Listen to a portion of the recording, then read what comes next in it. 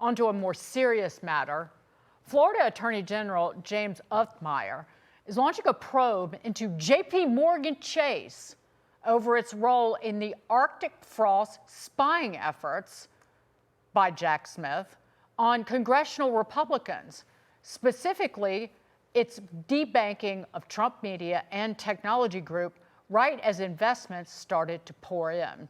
JPMorgan Chase responded to our request for comment on the case, but said it doesn't debank customers for political reasons. Joining us now is Florida Attorney General James Uthmeier. James, so I'd like to understand a little bit more of these details that you're referring to. What can you share with us? Sure. Well, following the revelations of Arctic frost, it's clear that the Biden Department of Justice was targeting its political enemies, namely President Trump and the Trump enterprises. Perhaps more concerning, as we now know that JPMorgan Chase Bank was providing sensitive banking information to the Department of Justice about Trump Media Group. They were providing information potentially that had nothing to do with the company's business activities. And if it related to January 6th, they were soliciting information that predated the start of the company by over a year. And we also believe that they shut down the bank accounts of Trump Media Group just before the company was going to go public.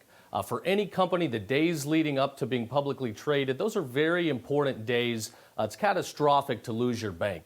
So it's wrong. It likely violates Florida's consumer protection laws. We're going to investigate, get to the bottom of it, and we will hold any wrongdoers accountable.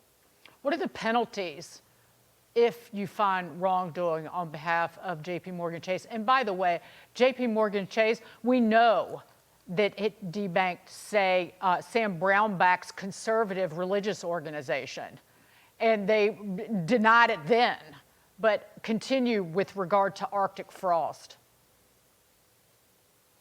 Sure. Well, if it's found that they discriminated against parties, Florida businesses, and debanked our state businesses, they could be liable for civil penalties and fines.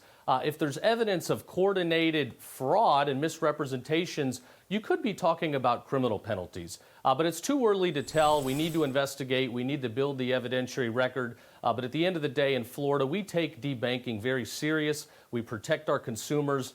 We cannot have banks shutting off bank accounts of people that they disagree with politically. It leads to all kinds of First Amendment implications here as we regulate our state entities. So again, if you debank, you're going to be held accountable here in Florida. James, just for our viewers to understand, when you say debanking, I want people to understand in its most simplistic definition, what does that mean?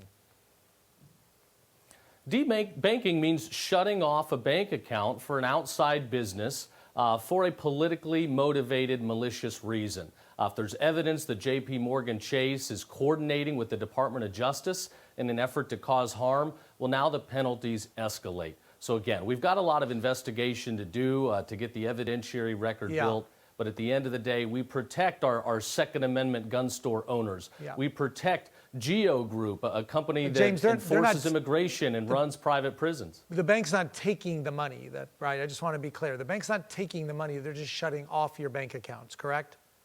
No, not to my belief. No, it's shutting off your bank account, removing your access to capital, especially at a time when you're about to go public. Right. Yep. Very, very dangerous stuff that you're onto, Attorney General James Uthmeier. Thank you.